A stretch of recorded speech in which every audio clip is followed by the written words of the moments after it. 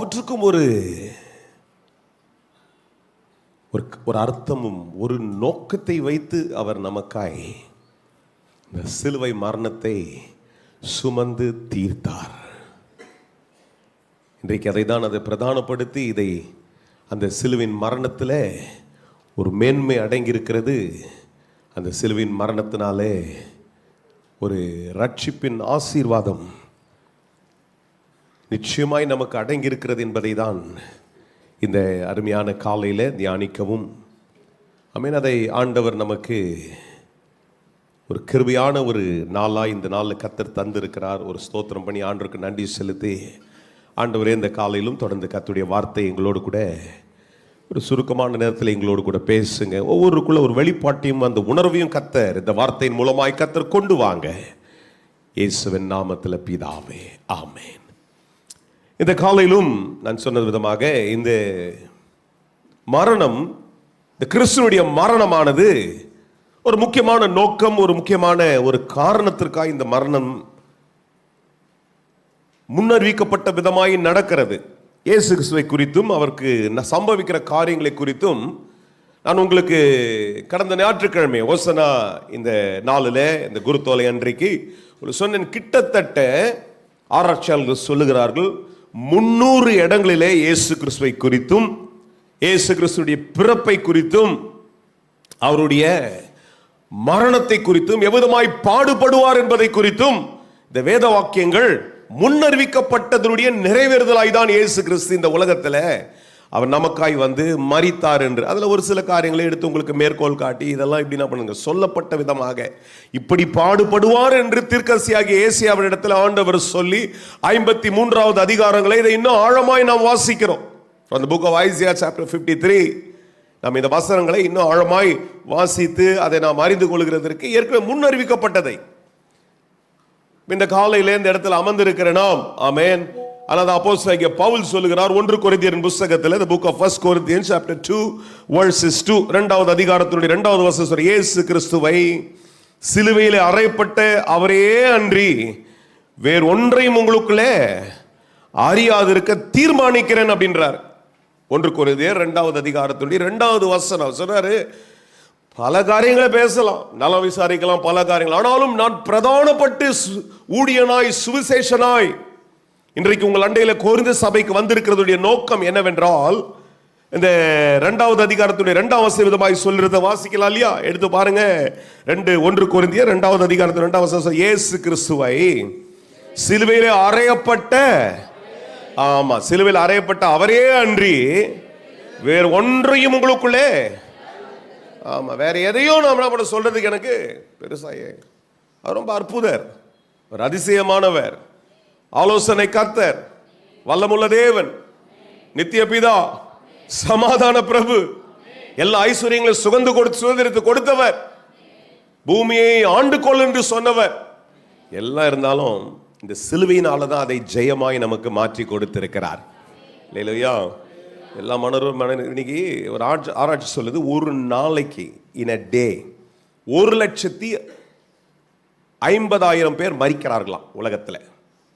இது என்னோட ஆராய்ச்சி, ஒரு சில ஆராய்ச்சி நான் வாசித்து பார்க்கும்போது சொல்லுது, in a day there are minimum 1,50,000 people dying. மரிக்கிறார்கள், பிறக்கிறார்கள்.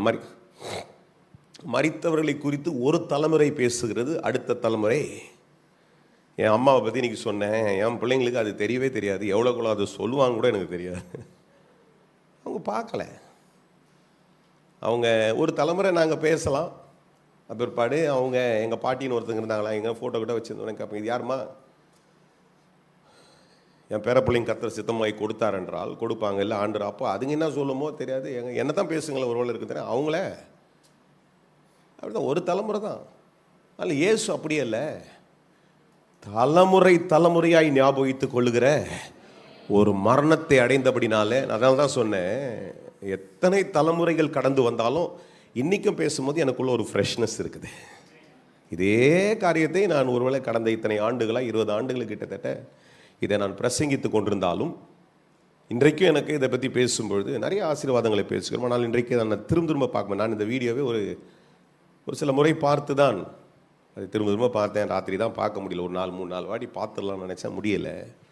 ஆனால் இப்போவும் பார்க்கும்போது எனக்குள்ளே இவ்வளோ அவர் பாடுபட்டு சகித்து எல்லாவற்றையும் மேற்கொண்டு அப்போ அந்த சிலுவையை அறையப்பட்ட அவரை குறித்து பேசுகிறது என்பது ஆமாம்.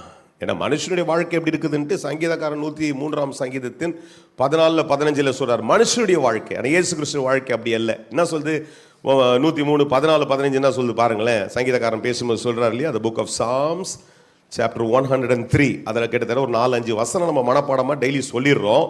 ஆனால் அதே சங்கீத புஸ்தகத்தில் தான் 103வது சங்கீதத்தினுடைய கடைசி பகுதியில் இருக்கிற சில வசனங்கள் விதமாய் சொல்லுகிறது. என்ன சொல்றாரு, மனுஷனை குறித்து பேசிட்டு சங்கீதக்காரன் எழுதும் பொழுது 15-16 வசனத்துடைய சொல்றாரு, மனுஷனுடைய நாட்கள் புல்லுக்கு ஒப்பாய் இருக்கிறது, வெளியின் புஷ்பத்தை போல என்ன பண்றார்கள், நல்லா இருக்கிறான், வாழும்போது ஃப்ரெஷ்ஷாக இருக்கிறான். சிலருடைய ஃபோட்டோஸ்லாம் எடுத்து பார்த்தீங்கன்னா பயங்கரமாக இருப்பாங்க, அவ்வளோ ஃப்ரெஷ்ஷாக இருப்பாங்க. வெளியில் பூக்கிற பூக்களை போல இருக்கிறார்கள். ஆனால் அடுத்தது சொல்லுது 16 வசனத்தில், காற்று அதன் மேல் வீசினுடைய மரணம் என்று ஒன்று அவர்கள் மேலே வந்த உடனே, வியாதி என்று ஒன்று அவர் மேலே வந்த உடனே, முடிவின் நாட்கள் அவர் மேலே வந்த உடனே அது இல்லாமல் போயிற்று, அது இருந்த இடமும் இது அது அறியாது. அல்லேலூயா. இது மனுஷனை குறித்து சொல்லப்பட்டிருக்க, இயேசு குறித்து அப்படி அல்ல. எத்தனை பேர் ஒரு ஆமேன்னு சொல்றீங்க? நான் ஆராதிக்கிற இயேசு, எனக்காய் மரித்த இயேசு, எனக்காய் ஜீவனை தந்த இயேசு, தம்முடைய விலையேறப்பெற்ற ரத்தத்தை சிந்தின இயேசு மறக்கப்படுகிறவர் அல்ல, ஒவ்வொரு நாளும் பேசப்படுகிறவராய் இருக்கிறார். அல்லேலூயா. இன்னைக்கு அட்லீஸ்ட் உங்க வாயில திறந்து சொல்லுங்க, ஆமென். அவர் பேசப்படுகிற தேவன். அதனால்தான் we cannot forget the death of Jesus. இயேசு கிறிஸ்துவின் மரணத்தை ஒரு நாள் என்ன பண்ண முடியாதுங்க, மறக்கவே முடியாது. அல்லேலூயா. அவரே அவருடைய மரணத்தை குறித்து சொல்லுகிறார். நிறைய பேர் சொல்லுவாங்க, ஒரு மாதிரி இருக்குது. சிலர் சொல்ற ஒரு கோணம் எப்படி இருக்குன்னா, செத்துலாம் போல இருக்குதுன்னு வாங்க. ஆனா யாரை இப்படிதான் சாவ போறேன், இப்படிதான் நான் என்ன பண்ண போறேன், மரிக்க போறேன் என்று ஒரு மனுஷன் என்ன பண்றது இல்ல, அவ்வளவு ஒரு அதிகாரத்தோடு கூட சொல்லுகிறது இல்லை. தன்னுடைய சொந்த மரணத்தை குறித்தே மத்திய சுவிசேஷ புஸ்தகத்துங்களே ஒரு சில வசனங்களை நான் காட்டி ஒரு 2-3 காரியங்கள் உங்களோடு கூட அந்த சிக்னிஃபிகன்ஸை மாத்திரம் சற்று உங்களுக்கு நிறைய விஷயம் பேசலாம். நம்ம ஞாபகம் வைத்து நம்ம நன்றி செலுத்துகிறதுக்கு ஒரு 2-3 காரியங்களை சொல்லி நாம் இந்த இடத்துல இருந்து ஜபத்தோடு கூட கடந்து போக கர்த்தர் உதவி செய்வார். 16-21 விதமாய் வாசிக்கிறோம். the book of Matthew chapter 16, மத்தேயு 16ஆம் அதிகாரம் சுவிசேஷ புஸ்தகங்களில் 21ஆம் வசனம் சொல்லுது, அது முதல் இயேசு தாம் எருசலேமுக்கு போய், அதாவது இந்த சம்பவம் என்னன்னா, முன்னாடி கேட்கிறார், இந்த வசனங்களை கேட்கிறார், சீசர்ல பார்த்து கேட்கிறாரு, பா என்னை யாருன்னு சொல்றாங்க ஜனங்க, சும்மா கேட்கலாம் புரிஞ்சிக்கலாம் இல்ல, நம்மளை நாமளே தெரிஞ்சுக்கிறதுக்கு சில டெஸ்ட் எல்லாம் பண்ணி பார்ப்போம் இல்லையா, அது எப்படி இருக்குதுன்னு ஒரு போட்டோ போட்டு பார்ப்போம்.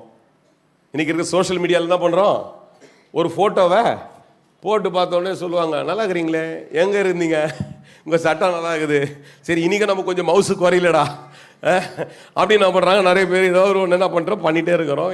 பல டெக்னிக் இருக்குது. நான் பேச நல்லா இருக்குதா, இந்த சட்டம் நல்லா இருக்குதா அப்படி கேட்டுப்போம். ஆனால் ஏசாமி அப்படிப்பட்டதை கேட்கல. அவர் கேட்குறாருப்பா, நான் இவ்வளோ தூரம் வந்திருக்கிறேன், இத்தனை சம்பவங்கள் நடந்து கொண்டிருக்கிறது, ஜனங்கள் என்னை குறித்து என்ன சொல்கிறாங்க. அப்போ பேதுரு சொல்கிறார், என்ன சொல்கிறார், அவர் சொல்கிறாரு, உங்களை ஒரு சிலர் என்ன சொல்கிறாங்க, நீங்கள் தீர்க்கசி ஆகிய ஏசைக்கல்ன்றாங்க, ஒரு சிலர் நடுறாங்க எரேமியான்றாங்க, வேறு சிலர் என்ன பண்ணுறாங்க, நீங்கள் தான் அந்த தீர்க்கசினே சொல்கிறாங்க, இப்படிலாம் சொல்லிட்டு. ஆனால் பேதருக்கு மாத்திரம் ஒரு வெளிப்பாடு, நீ ஜீவனுள்ள தேவனுடைய குமாரன் என்று அந்த 16 வாசிக்கிறேன் அதே அதிகாரத்தில். சரி அவர் சொல்றாருப்பா, பரவாயில்ல, உலகம் பேசுறது மாதிரி இல்லாமல் நீ என்ன பண்ற, கரெக்டாக பேசினாலும் நீ பாக்கியவான் அப்படின்றார். அல்லேலூயா. இதெல்லாம் சொல்லிட்டு இப்ப என்ன பண்ற, தன்னுடைய மரணத்தை 21ஆம் வசனங்களில் வெளிப்படுத்த, அது முதல் இயேசு தாம் சிலுவைக்கு எருசலேமுக்கு போய், ஆமென், மூப்பராலும் பிரதான ஆசாரியராலும் வேதபாரராலும் சொல்லுங்க பல பாடுகள் பட்டு கொலை உண்டு 3ஆம் நாளில் எழுந்திருக்க வேண்டும் என்பதை சொல்லத் தொடங்கினார். சொல்லத் தொடங்கினவர் 17ஆம் அதிகாரத்துக்கு திருப்புங்க. அடுத்த அதிகாரத்தில் 22ஆம் வசனங்களை வாசிக்கிறோம். அவர் கலிலேயாவில் சஞ்சரிக்கும் பொழுது, அடுத்த அதிகாரம் 17-22 வாசிக்கிறோம். அவர் எங்க இருக்கிறாரு, கலிலேயாவில் சஞ்சரிக்கும் பொழுது இயேசு அவர்களை நோக்கி, மனுஷகுமாரன் மனுஷன் கையில் ஒப்பு கொடுக்கப்படுவார், அவர்கள் அவரை என்ன பண்ணுவாங்க?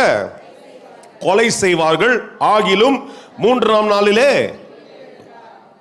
அவர்களுக்கு மிகுந்த துக்கம் அடைந்தார்கள். இதை கேட்டவுடனே அவங்களுக்கு ஒரே கவலை ஆயிடுச்சு. என்னடா இது, எதையோ பேசிட்டு இதை போய் பேசுறாரு. நிறைய பேருக்கு இந்த சாவை பற்றி பேசினா பிடிக்காது இல்லையா? கரெக்ட் தானே? புசுக்குன்னு நல்லா பேசிட்டு திடீர்னு செத்து போகிறத பற்றி பேசுகிறீங்களே, அதெல்லாம் இப்போ நம்ம ஒரு ஒரு ஒரு ஒரு மொழியாக்க இருக்குது. என்னதுங்க? அபசகனம். அபசகனமா? தெரியாத மாதிரியே பார்க்குறீங்க. என்னதுங்க? நல்லா பேசிட்டு நீ சபையில் கூட பேசுறதுக்கு நம்ம விரும்புறதில்ல. மரணத்தை குறித்து அப்படிதான் இருந்துச்சு சீஷர்களுக்கு. என்னய்யா நீங்கள் நல்லா எல்லாம் சொல்லிட்டு நல்லா அப்படியே இருங்க, ஜாலியாக கூடவே வாங்க போகலாம், அங்கே போகலாம், இங்கே போகலாம், இன்னும் ஊழியங்களை செய்யலாம், வாங்க அந்த நாட்டுக்கு போகலாம், இந்த நாட்டுக்கு போகலாம் அப்படின்னும் போது இவர் திடீர்னு என்ன பண்ணுறாரு? எழுந்து தன்னுடைய மரணத்தை குறித்து பேசும்பொழுது அவர்களுக்கு என்ன வந்து அது மிகுந்த, சொல்லுங்க, மிகுந்த துக்கம் உண்டாயிருந்தது. அதனால தான் 17ஆம் அதிகாரத்தில் இதை வாசிக்கிறோம். 20ஆம் அதிகாரத்துக்கு ஒரு சில வசனங்கள் மாத்திரம் பார்த்துருவோம். இன்ட்ரடக்ஷனா the book of Matthew chapter 20 20ஆம் அதிகாரங்களிலே 17லிருந்து 19 வசனம் வாசிக்கும்போது, இயேசு எருசலேமுக்கு போகும்போது வழியிலே 12 சீஷரையும் தனியா அழைத்து இப்படி பேசுறாரு, அப்படி பேசுறாரு. இப்ப என்ன பண்றாரு? கூட்டு போயிட்டு see again he wanted to speak the significances, அந்த மரணத்தினுடைய மேன்மையை புரிந்து கொள்ள வேண்டும் என்று சொல்லி திரும்ப திரும்ப அதை அவர்கள் ஏற்றுக்கொள்ள வேண்டும் என்று சொல்லி ஆண்டவர் பேசிக் கொண்டே இருக்கிறார். என்ன சொல்றாருங்க?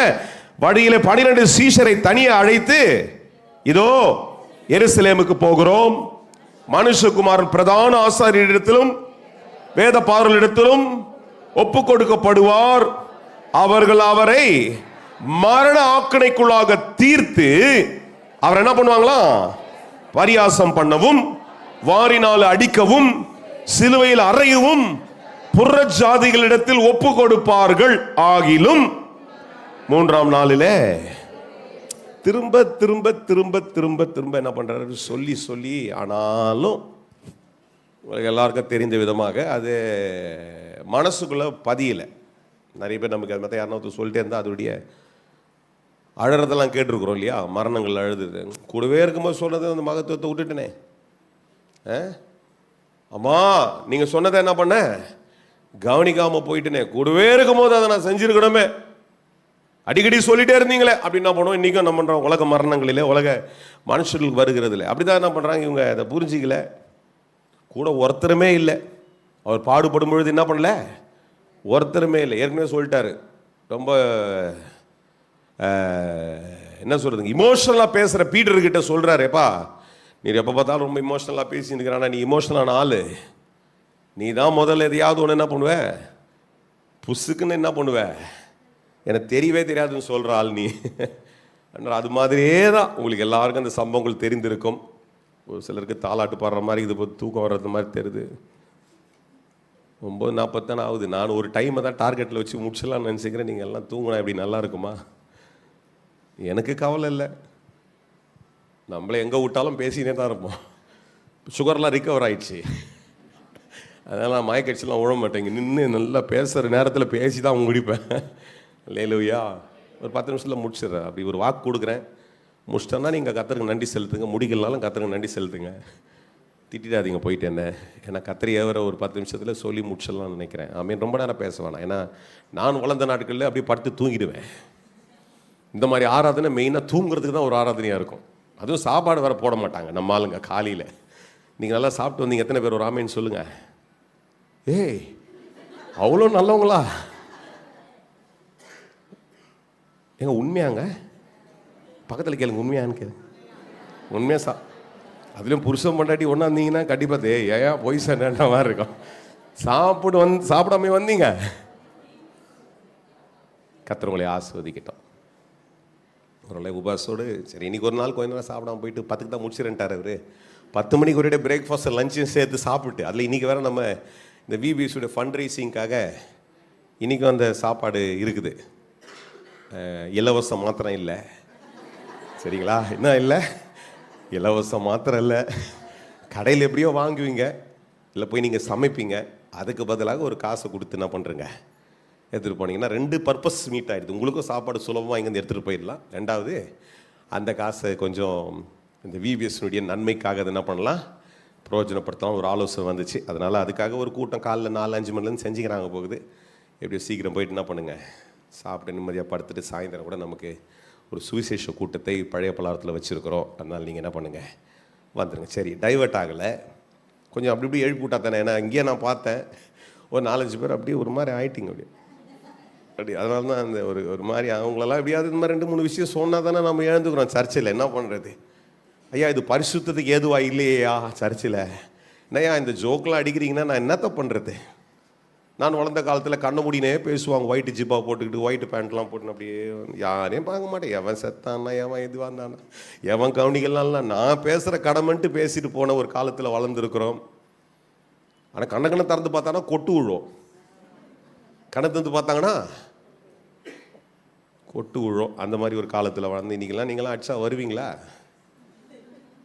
இப்போவே நான் ஏதோ 1-2 சொன்னதுக்கே நிறைய பேர் கங்கணம் கட்டின்னு அலைவீங்க. இந்த ஆளுக்கு தெரியுமா என்னை இடத்த மாற்றி உட்காந்து சொல்கிறார், இப்படி சொல்கிறார் அப்படின்னு 4 பேர் பேசி ஏதோ சந்தோஷப்படுங்க, பரவாயில்ல. அதை பற்றிலாம் நான் கவலைப்பட்டுருந்தேன். அந்த ஊழியத்தையும் செய்ய முடியாது. அதனால் பேசுகிறவர்கள் பேசிட்டோம், அங்கே சிரிக்கிறவர்கள் சிரிக்கட்டும், என்ன கேட்குறவர்கள் கேட்கட்டும், கேளுங்க, கர்த்தர் உங்களை ஆஸ்வதிப்பார். இல்லையா?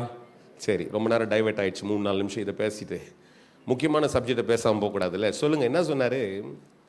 தம்முடைய மரணத்தை குறித்து கேட்கும்போது ஒன்று உணர்ச்சி வசப்பட்டாங்க, ஆனால் அதனுடைய சிக்னிஃபிகன்ஸை புரிஞ்சிக்கல. சிக்னிஃபிகன்ஸ்ன்ற வார்த்தையை திரும்ப நான் பிரதானப்படுத்துகிறேன். இந்த மரணத்தில் ஒரு பெரிய ஒரு ஆழம் அடங்கியிருந்தது. அது முன்னாலேயே சொல்லப்பட்டிருந்தது. நான் சொன்ன விதமாக அந்த தீர்க்கதரிசனங்கள் நிறைவேறும்படிக்கு தான் இயேசு இந்த உலகத்துக்கு வந்தார். என்னோடு கூட பேசுங்க, நம்ம சேர்ந்து பேசுவோம். தீர்க்கதரிசனங்களை நிறைவேற்றும்படிக்கே இந்த உலகத்துக்கு வந்தார். அல்லேலூயா. சொன்ன மாதிரி ஒரு 2-3 காரியங்களை சொல்லிடுறேன். ஏன் இந்த மரணம்? முதலாவதாக 1 கொரிந்தியன் புஸ்தகத்தில் தி புக் ஆஃப் 1 கொரிந்தியன்ஸ், பவுல் கொரிந்திய சபைக்கு எழுதும்போது எல்லா சபைகளுக்கும் ஒரு 13 நிருபங்களை எழுதினார் என்று நாம் பார்க்கிறோம். 12-13 நிருபங்களிலே அவர் எப்பவுமே கிறிஸ்துவனுடைய மரணத்தையோ அவருடைய அன்பையோ அந்த ஆழங்களை தான் அவர் விளக்கி கொண்டிருந்தார். நான் நேற்றுக்கு இந்த ஜபத்தில் நான் அதை பேசினேன். அது நிறைய பேர் வரல, என் ஜபம்லாம் இந்த மாதிரி இருக்குது. எல்லா ஆராதனையும் இப்படி நீங்கள் திரண்டு வந்துட்டிங்கன்னா சாமிக்கு என்ன தோணிட்டோன்னா, சரி என் பிள்ளைங்கள்லாம் இவ்வளோ வைராக்கியமாக இருக்கிறாங்க, இப்படி நெருங்கி உட்காரக்கூடாது, நம்ம இவங்களை என்ன பண்ணலாம், ஒரு பெரிய இடத்துல கொடுத்துடலான்னு சொல்லிட்டு கத்தரே கொடுப்பாரு. இப்படி சில நேரத்தில் வரீங்க, அப்புறம் நான் ஒரு சில ஆராதனையில் காய விட்டுறீங்க, அப்படியே இருக்கும் காலியாக. இங்கேருந்து ஓடி கூட விளையாடலாம், ஃபுட்பால் கூட விளையாடலாம். சில இடத்துல நீங்கள் விளையாடினே இருக்கும்போது நான் பிரசங்கம் கூட பண்ணிட்டு அளவுக்கு இடங்கள் காலியாக இருக்கும். என் கூட தான் இருக்கிறீங்களா? அதனால் நேற்று ஜபத்தை கூட 21 நாள் ஜபத்தில் நான் கடைசி. ஆனால் முக்கியமாக எனக்கு ரொம்ப ஆவியில் ஏவப்படி எல்லாத்தையும் நான் இந்த நாட்களில் நான் ஜபத்தோடு தியானித்து தான் இந்த இடத்துக்கு வர உதவி செய்கிறார். அதில் பெருமை கிடையாது, ஏன்னா அதை நான் பாரப்படுறேன். ஜபம் முடிகிறது கிடையாது, ஜபம் தொடர்ந்து நடக்கணும் என்பதை தான் பேசினேன். போராடி ஜபிக்கிற the man that strives will always strive for success. எதற்காக ஒருத்தன் போராடுறான்? ஜெயிக்கிறதற்காக தான் போராடுகிறான். 3 காரியங்களை சொன்ன நேத்திகம். A man that strives to receive something special. விசேஷமான ஒன்றை பெற்றுக்கொள்கிறதுக்காக தான் என்ன பண்ணுவான்? அவன் போராடுவான். நேற்று என்னோடு கூட இங்கே வந்தவங்க பேசுங்க, எதற்காக போராடணும்? 3வது to receive something superior. விசேஷமான ஒன்று மாத்திரமல்ல, தன்னை விட மேலான உயர்ந்த ஒன்றை பெற்றுக்கொள்றதுக்கு தான் அவன் போராடிட்டு இருக்கிறான். சாதாரணமானதுக்கு போராடுவீங்களா? எதுக்கு போராடுறான்? நல்ல ஸ்கூலில் சேர்க்கணும் இல்லை? அதுக்காக இன்றைக்கும் சென்னை படத்தில் சில ஸ்கூல்ஸ் இருக்குது, அப்ளிகேஷன் கொடுக்குறாங்கன்னு தெரிஞ்ச உடனே ராத்திரியிலே போயிட்டு என்ன பண்ணுறாங்க, அங்கே உட்காந்து வரிசையில். ஏன்னா அங்கே குறிப்பிட்ட ஒரு 50 அப்ளிகேஷன் தான் தரன்றான், இல்லை 100 தான் தரன்றான். என் பிள்ளைய எப்படியாவது விசேஷமான இந்த ஸ்கூலில் படிக்கணும்னு நைட்டெல்லாம் உட்காந்து என்ன பண்ணுறான், அந்த அப்ளிகேஷன் வாங்குறான். அதுக்காக போய் போராடுறான், 10 பேரை போய் பார்க்குறான். அதுக்கு அந்த பிள்ளைய முழிக்க வச்சு இப்போ எக்ஸாம் எழுது. ஏன்னா அவன் சுப்பீரியரான எங்கேயோ படிக்குது, சென்ட் பேட்ரிக்ஸில் படிக்குது, மைக்கிள்ஸில் படிக்குது. என் பிள்ளை எங்கே படிக்குது? இங்கே படிக்குது, அங்கே படிக்குது. என்ன பண்ணுறது? சுப்பீரியர். அதுக்கு தான் போராடுறாங்க. ஆனால் சார் போராடி ஜபிக்கிற உனக்கு அப்படிப்பட்ட மேன்மையை தருவேன்ட்டு கர்த்தர் சொல்கிறார். பவுல் அதை பிரதானமாக எழுதுகிறார். சரி, அதே டீவியேஷன் நான் போல இந்த மரணத்தை குறித்து அவர் பேசும்பொழுது அதில் பெரிய ஆழங்களை அவர் எழுதுகிறார். 15ஆம் அதிகாரம், the book of 1 Corinthians chapter 15 verses 3 என்ன சொல்றாரு? நான் அடைந்ததும் உங்களுக்கு பிரதானமாக ஒப்புவித்ததும் என்னவென்றால், கிறிஸ்துவானவர் வேத வாக்கியங்களின்படியே சொல்லுங்க, எனது பாவங்களுக்காக மரித்தார். அல்லேலூயா. என்னதுங்க? அதுல ஒரு வார்த்தை சொல்லுது, யாருன்னா கரெக்டா அதை மேற்கோள் காட்டுங்க பார்க்கலாம். கிறிஸ்துவானவர் சொல்லுங்க, வேத வாக்கியங்கள். சத்தமா பேச மாட்டீங்களே, இவ்வளவு பேர் இருக்கிறதுக்கு நீங்க இந்த இடமே அசையணும். சொல்லுங்க, என்னதுங்க? ஏதோ நிறைவேறும்படிக்கு ஏசாயா 53வது அதிகாரங்கள் சொல்லப்பட்ட இந்த வேத வாக்கியம் இப்படிதான் சொல்லி இருக்கிறது. The book of Isaiah chapter 53 5வது வசனத்தில் இப்படி வாசிக்கிறோம். இல்ல 53ஆம் அதிகாரம் அடிக்கடி எடுத்து நாம் பிரசங்க கேட்டிருக்கிறோம். எந்த சபையில போயிருந்தீங்கனாலும் இந்த மாதிரி நாட்கள் அதை நிச்சயமாய் வாசி இருப்பாங்க. 5ல் இப்படி வாசிக்க என்ன சொன்னாருங்க? நம்முடைய மீறுதல் நிமித்தம் அவர் காயப்பட்டு, அக்கிரம நிமித்தம் அவர் நமக்கு சமாதானத்தை உண்டு பண்ணும் ஆக்கினை அவர் மேல் வந்தது, அவருடைய தழும்புகளால் குணமாகிறோம். நாம் எல்லாரும் ஆடுகளை போல வழி தப்பி திரிந்து அவனவன் தன் வழியிலே போனோம், கர்த்தரோ நம்ம எல்லாருடைய அக்கிரமத்தை அவர் மேல். அல்லேலூயா. Number 1, why the reason for Christ's death? To release me from the wages of sin. பாவத்தினுடைய உலகம் பாவத்தினாலே மாட்டிக்கொண்டது.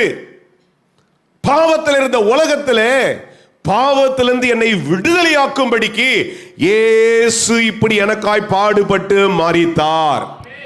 எங்க அம்மா மரிச்சாங்க, எங்க அப்பா மரிச்சிருக்கிறாரு, சில பாடுகளை பட்டார்கள். ஆனால் அவர்கள் பாவத்தை மன்னிக்க முடியாது. ஒரு நாள் படுக்கையிலே ஜெபித்திருப்பார்கள். எப்படி ஜெபித்திருப்பார்கள்? ஆண்டவரே, இந்த கீழ்கட்டில் எங்களை ஊழியத்துக்கு கொண்டு வந்தீர், இந்த கீழ்கட்டில் இருக்கிற ஒவ்வொரு இயேசுவை அறிந்து கொள்ளட்டும் ஆண்டவரே. எப்படியாவது உண்மை அறிந்து கொள்ளுகிற ஸ்லாக்கியத்துக்குள்ளே சபைக்கு இல்ல சுவிசேஷ அறிவிறதுக்கு வரணும்னு தான் சொன்னாங்களே தவிர, இயேசுவை போல் ஆண்டவரே இந்த பாடுகளை பட்டு நான் மரிக்க போறேன், என் பாடுகள் மூலமாய் என் மரணத்தின் மூலமாய் ஜனங்களுடைய பாவங்கள் மன்னிக்கப்படட்டும் என்று சொல்லி இந்த உலகத்தில் எந்த மனுஷனும் மரிக்க முடியாது. ஏன்னா உனக்கு ஒரு வீட்டை கட்டி வச்சுட்டு போற, அந்த வீட்டில் என்ன பண்ணலாம்? நீ வாழு, வித்திராம பாத்துக்கப்பா, என் பிள்ளை எப்படியாவது அதை பார்த்துக்கிட, அந்த மாதிரி சின்ன சின்ன விஷயங்களை செய்யலாமே தவிர, உன் பாவங்களுக்காக உன் பாவத்திலிருந்து உன்னை விடுதலையாக்கும்படிக்கு யாருமே மரிக்க கூட முடியாது, மரிக்கவும் மாட்டார்கள். எத்தனை பேர் ஒரு ஆமேன்னு சொல்றீங்க? எத்தனை பேர் சொல்றீங்க? அதனால சுருக்கமா ஒரு ஜெபத்தை கையெடுத்து பண்ணுங்க. உங்க கரங்களை உயர்த்தி, ஆண்டவரே, இந்த இப்படி ஒரு சிலுவையின் மரணத்தை பார்த்தேனே ஆண்டவரே, இந்த மரணத்தினால என் பாவங்கள் மன்னிக்கப்பட்டதுக்காய் ஸ்தோத்திரம். சொல்லுங்க, என் பாவம் மன்னிக்கப்பட்டதுக்கு ஒரு எல்லாரும் ஜெபம் பண்ணுங்க, எல்லாரும் ஜெபிங்க. நான் சொல்லி தரணுமா உங்களுக்கு ஜெபத்தை? உங்களை தொட்டு ஜெபம் பண்ணுங்க. சிலர்லாம் பார்க்கிறேன், அவர்களை தொட்டு சொல்றாங்க, நான் பாவியா இருந்த எனக்கு, பாவத்தில் கர்ப்பம் தரிந்து பிறக்கப்பட்ட எனக்கு, என் பாவத்தை மன்னிக்கிறதற்கு பாவ நிவாரண பலியாக இயேசு இந்த உலகத்தில் எனக்காய் நீர் வந்த ஆண்டவரே, இந்த பாவத்தை சுமந்து இத்தனை ஆழமான ஆணியா இருக்கட்டும், அத்தனை ஆழமான அந்த முள்ளா இருக்கட்டும், அத்தனை ஆழமான ஆண்டவரே ஒவ்வொரு காயங்களா இருக்கட்டும், என் பாவத்தை மன்னிக்கிறதற்கு. அல்லேலூயா. பிசாசுக்கு மனுஷன் பாவம் செய்யணும், ஆமாவா இல்லையா? என்னோடு இருக்கிறீங்களா? பிசாசுக்கு பாவம் இல்லாம, ஏன்னா பாவம் பண்ணணும் அப்படின்னு தான் நான் பண்றான். பாவத்தில் சிக்க ஏன் பாவம் செய்கிறான்? எனக்கு ஒரு ஆலோசனை இல்லை, நான் மார்க் பண்ண 3 வார்த்தை. ஒன்று, பாவம் maths you to lose conscious, உன் மனசாட்சி இழக்க செய்கிறது. ஏன் பாவம் பண்றோம்? சொல்லுங்களேன், மனசாட்சியை இழந்துடுறோம். ரெண்டாவது, மனசாட்சி இழுக்கும் போது it makes you to lose your communication with God. மனசாட்சி முதல்ல என்னதுங்க? மனசாட்சி. ரெண்டாவது, தேவனுடைய தொடர்பை இழக்க செய்கிறது. எத்தனை பேர் என்னோடு இருக்கிறீங்க? தேவனுடைய பாவம் செய்த என்ன ஆயிடுது? பாவம் செய்கிற ஆத்துமா, சத்தமா சொல்லுங்க, சரீரம் சாவுதோ இல்லையோ, எது செத்துருது? சத்தமா சொல்லுங்க, சத்தமா சொல்லுங்க, இன்னும் சத்தமா சொல்லுங்க. பாவம் செய்கிற ஆத்துமா சாகும். பாவம் செய்தால் மனச்சாட்சி இழந்து பாவம் செய்கிறவன் தொடர்பை இழந்து விடுகிறான். The third thing, when you sin, you lose the communion with God. எதை செய்தாரோ அந்த சிலுவையில் பார்த்தோம். இந்த ரத்தம் எனக்குரியது. ரொம்ப அழகாக அதை வீடியோகிராஃபி பண்ணியிருக்கிறாங்க. அந்த ஒரு சின்ன ஒரு சொட்டு அவருடைய சரீரத்திலிருந்து விழுந்து உலகத்துக்கே பரவத்தக்கதாக என்ன பண்ணாரு ஐயா? ஒரு எருசலேமில் அங்கே செத்தாரியா? அந்த ஊரில் கல்வாரியில் கெத்செமனேல பாடுபட்டார், அங்கே செத்தார். இங்கே வந்துருச்சா? இல்லைங்க, அவ்வளோ சுப்பீரியரான பிளட்டுங்க அது. அங்க சிந்தப்பட்டது இந்த உலகத்தின் கடைசி பரியந்தம் என் பாவங்களை மன்னிக்கிறதற்கு ஏதுவாய் அந்த கிருபாதார பலி என் பாவங்களை மன்னிச்சு. கரங்களை தட்டி ஆண்டவரே ஸ்தோத்திரம் பண்ணி. பிசாசு பாவம் செய்யும்படிக்கு எத்தனிக்கிற பிசாசை மேற்கொள்ள ஒரு மரணத்தை அவர் கொண்டு வந்தார். அந்த மரணம் தேவனோடு கூட நல் மனசாட்சியில வாழ. சொல்லுங்க, நல் மனசாட்சி. எல்லாரும் பேசுங்க. நல் மனசாட்சியில வாழ, நல்ல தொடர்போடு கூட இருக்க, நல்ல ஐக்கியத்தோடு கூட இருக்க. அதுக்காக தான் இப்படிப்பட்ட ஒரு திருவிருந்தை எடுக்கிறோம். என்ன திருவிருந்து வந்து என்ன பண்றோம்? எப்படா அந்த ஜூஸை குடிச்சிட்டு இன்னும் அவ்வளோ அதை சாப்பிட்ட உடனே பசியை திந்துற மாதிரி நம்ம என்ன பண்ணணும்? அப்படியே டகாபுகான்னு இல்லைங்க. அந்த சின்ன ஒரு விஷயம்தான். ஆனால் அதை உணர்வுபூர்வமாக ஏன் செய்கிறோம் என்றால் அது என்னுடைய ஐக்கியத்தை அவருக்குள்ளே நிலைப்படுத்துகிறதா இருக்கு. ஒரு ஆமேன் சொல்லலாமே, நல்ல ஒரு சத்தமா ஒரு ஆமேன் சொல்லலாம்.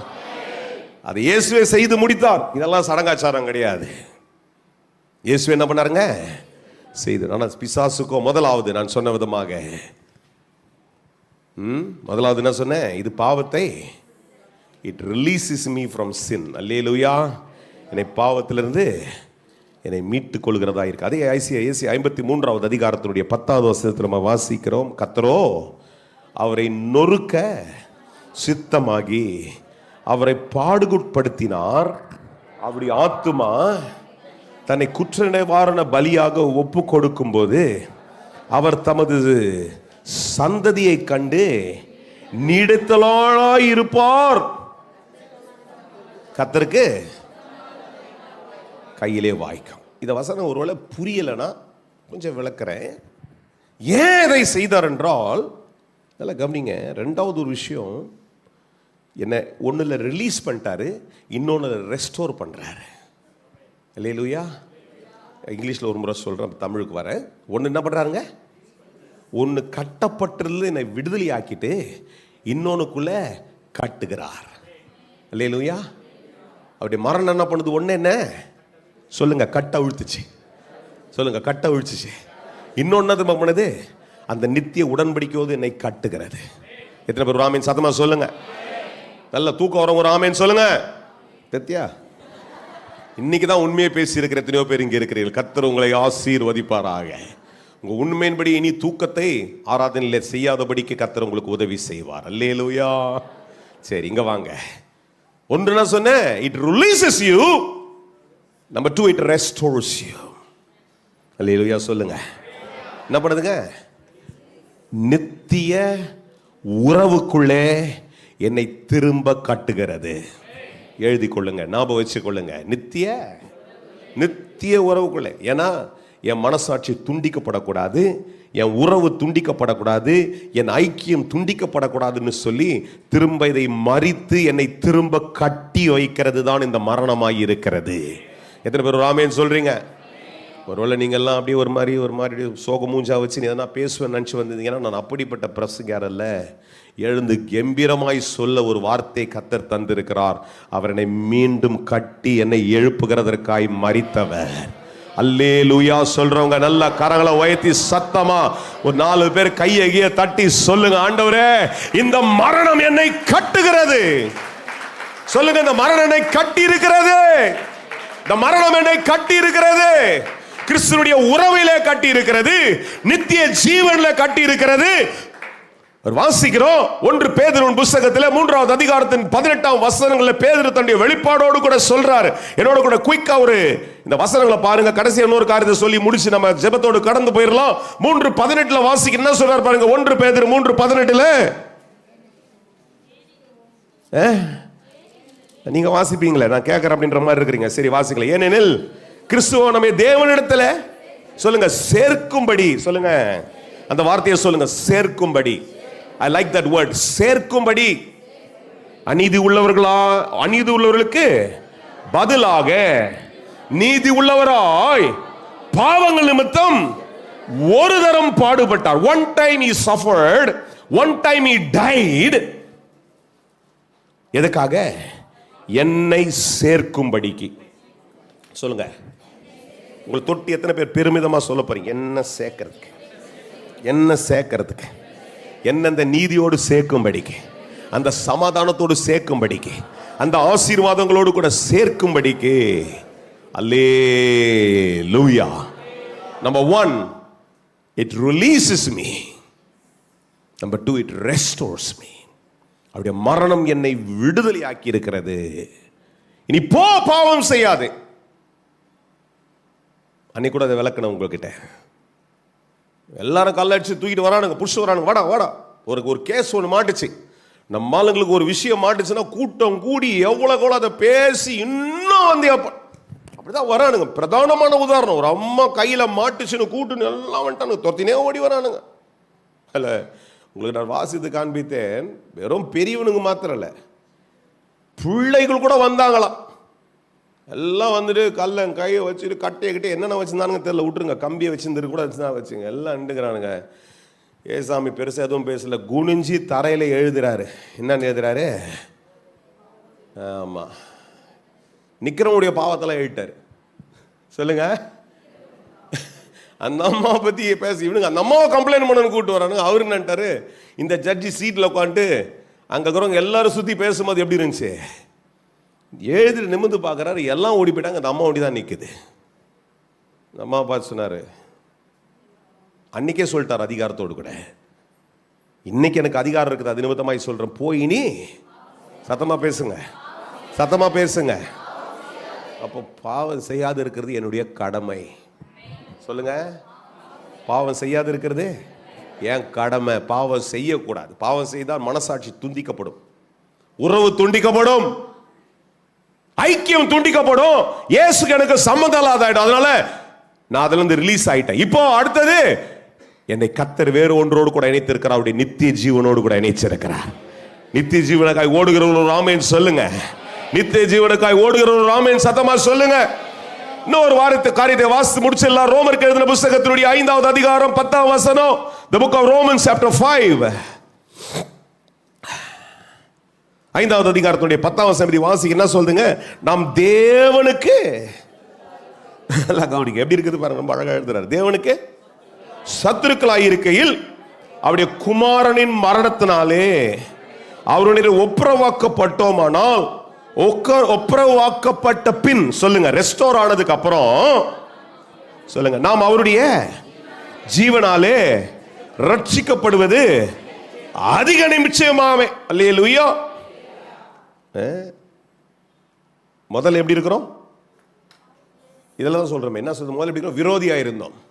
ஆனா இந்த மரணம் என்ன பண்ணுது? என்னை ஒப்புரவாக்கி, அல்லேலூயா, என்னை எல்லா விதங்களும் அது என்ன பண்ணுது? மேன்மையை கொண்டாடுகிறதற்கு உதவி செய்ய. அதனால தான் அவர் விளக்கும் போது சொல்றாரு எப்படி நடக்குது. அதே அடுத்த அதிகாரத்தில் 2 வசனங்களை வாசிக்கிறேன். 6ஆம் அதிகாரத்துடைய 3-4. ரோமருக்கு எழுதின புத்தகத்தின் 6ஆம் அதிகாரம் 2-3-4. கிறிஸ்து இயேசுவுக்குள்ளாக ஞானஸ்நானம் பெற்ற நாம் அனைவரும் அவருடைய மரணத்துக்குள்ளாக ஞானஸ்நானம் பெற்றதை அறியாமல் இருக்கிறீர்களோ? மேலும் பிதாவுடைய மகிமையினாலே கிறிஸ்து மரித்தோரிலிருந்து எழுப்பப்பட்டது போல நாம் என்ன பண்ணோம்? புதிதான ஜீவனுக்குள்ளாய் நடந்து கொள்ளும்படிக்கு அவருக்கு மரணத்துக்குள்ளாகும் ஞானஸ்தானத்தினாலே கிறிஸ்துவுடனே கூட அடக்கம் பண்ணப்பட்டோம். ஆதலால் அவருடைய மரணத்தின் சாயல நாம் இணைக்கப்பட்டவர்களானால் அவர் உயிர்த்தெழுந்த சாயல நாம் என்ன பண்றோம்? We are raised by his death. Hallelujah. We are released. we are restored, we are raised. அல்லேலூயா. ஒரு மரத்தினால என்ன பண்ணியிருக்கிறோம்? அதனால தான் சொல்றாரு, அந்த மரணமானது எனக்கு சமாதானத்தை சுதந்திரித்து கொடுத்திருக்கிறது. அந்த மரணமானது எல்லா நித்திய ஜீவன் எனக்கு சுதந்திரித்து கொடுத்திருக்கிறது. அதனால தான் பாருங்க என்னென்ன ப்ரிவிலேஜஸ் இன்னும் கூட ஆழமாய் எபிரேய புஸ்தகத்தில் 10ஆம் அதிகாரம், ஆமென், எபிரேய புஸ்தகத்துடைய 10வது அதிகாரம், எபிரேய புஸ்தகம் 10வது அதிகாரம் 19-20 இப்படி வாசிக்கிறோம். நிறைய வசனங்கள் இருக்குதா, நான் கொஞ்சம் செலக்டிவாக கொஞ்சம் கன்ஃபார்ம் பண்ணி கொஞ்சம் பார்க்குறேன். 19-20 வாசிக்கிறேன். ஆகியால் சகோதரரே, நாம் பரிசுத்தத்தில் பிரவேசிப்பதற்கு இயேசுவானவர் தமது மாம்சமாகிய திரையின் வழியாய், சொல்லுங்க, புதிதும் ஜீவனுமான மார்க்கத்தை எனக்கு உண்டு பண்ணினபடினாலே அந்த மார்க்கத்தின் வழியாய் பிரவேசிப்பதற்கு அவருடைய ரத்தத்தினாலே எனக்கு தைரியம் உண்டாயிருக்கிறது. அல்லேலூயா. அப்போ எனக்கு என்ன பண்ணுது? என்னை எழுப்பி இருக்கிறது. when I'm raised, எழுப்பப்படும் பொழுது எல்லாம் எனக்காக கூடவே எழுப்பப்படுகிறது. எதெல்லாம் மரித்திருக்கிறதோ அதெல்லாம் என்ன பண்ணுது? என்னோடு எனக்காக என்ன பண்ணுது? திரும்ப உயிர்ப்பிக்கப்படுகிறது. அல்லேலூயா. எத்தனை பேர் என்னோடு இருக்கிறீங்க? எத்தனை பேர் சொல்லுவீங்க அல்லேலூயா? இந்த மரணம் துக்கத்துக்குரியதல்ல, துக்கப்பட்டு அழுது கலங்கிறதுக்கல்ல, அநேக காரியங்களை எச்சரிக்கிறதுக்காக இந்த மரணம் என் வாழ்க்கையில இயேசு செய்து முடித்திருக்கிறார். அவருடைய மரணத்தினாலே என் பாவத்திலிருந்து விடுதலையாக்கப்பட்டிருக்கிறேன். பேசுங்க. என் பாவத்திலிருந்து விடுதலையாக்கப்பட்டிருக்கிறேன். பாவத்திலிருந்து நித்திய ஜீவனுக்குள்ள சுதந்திரவாளியாய் மாறி இருக்கிறேன். இந்த பாவத்திலிருந்து நித்திய ஜீவனுக்குள்ள இந்த காலையில் இந்த இடத்துல உட்கார்ந்துக்கிற உங்களுக்கு எல்லாருக்கும் அந்த நம்பிக்கை உண்டு. ஒருவேளை இன்றைக்கு அந்த ஞானஸ்தானமாகிய அந்த உடன்படிக்கை இதுவரை நிறைவேற்றாமல் தள்ளி கொண்டே போவீர்கள் என்றால், இன்னைக்கும் திரும்ப ஒரு முறை உங்களுக்கு சொல்றேன், இது சடங்காச்சாரமான ஒரு காரியம் அல்ல. அல்லேலூயா. It is not a religious thing. சடங்காச்சாரம். ஞானஸ்தானம் எடுக்கலையா, ஆண்டருக்கு ஒப்பு கொடுத்து ஞானஸ்தானம் எடுத்துங்க. ஏதோ திருவந்துக்காக எங்கள் அப்பா அம்மா கட்டாயம், அதுக்கு இல்லைங்க. நான் பாவத்திலிருந்து மன்னிக்கப்பட்டிருக்கிறேன். திரும்ப நித்திய ஜீவனை சுதந்திரிக்கும்படிக்கு என்ன பண்ணியிருக்கிறேன்? நான் அந்த ஞானஸ்தானத்தின் உடன்படிக்கையிலே பிரவேசிக்கிறேன். அல்லேலூயா. நான் திரும்ப எழுந்திருக்கும் பொழுது எல்லா ஆசீர்வாதங்கள், மரத்தால் உண்டான ஆசீர்வாதங்களால் நான் எழுப்பப்பட்டிருக்கிறேன். ஒரு சிலர் இடத்துல கேட்டபடினாலே நாளைக்கும் சனிக்கிழமை, நாளைக்கு சாயங்காலம் ஞானஸ்தானம் இருக்குது. அப்படி ஒருவேளை இதுவரை நீங்கள் ஒப்பு கொடுக்காம, பேர் கொடுக்காமீங்கன்னா ஒப்பு கொடுத்துருங்க, தள்ளாதீங்க. இந்த ஈஸ்டர் நாச்சுக்கு என்ன பண்ணுங்க? சந்தோஷமா நான் ஞானஸ்தானம் எடுத்துக்கிறேன்ற நிம்மதியோடு கம்பீரத்தோடு கூட இயேசு சீக்கிரம் வருகிறார். நான் பேசிக்கொண்டிருக்கிற இந்த மரித்த இயேசு, உயிரோடு இருக்கிற இயேசு திரும்ப தம்மை ரட்சிக்கிறவர்களை திரும்ப கொண்டு போகிறதற்காக இந்த உலகத்துக்கு அவர் திரும்ப வருகிறார். அவர் திரும்ப இந்த உலகத்துக்கு வருகிறார். வரும்பொழுது அவரை சந்திக்க வேண்டும் என்றால் நிச்சயத்தின் உடன்படிக்கை தான் ஞானஸ்தானமாய் இருக்கிறது. இன்னைக்கு உலகத்தில் நடக்கிற சம்பவங்களை பார்க்கும் பொழுது மரணம் எப்போ நேரிடும் என்று உனக்கு தெரியாது.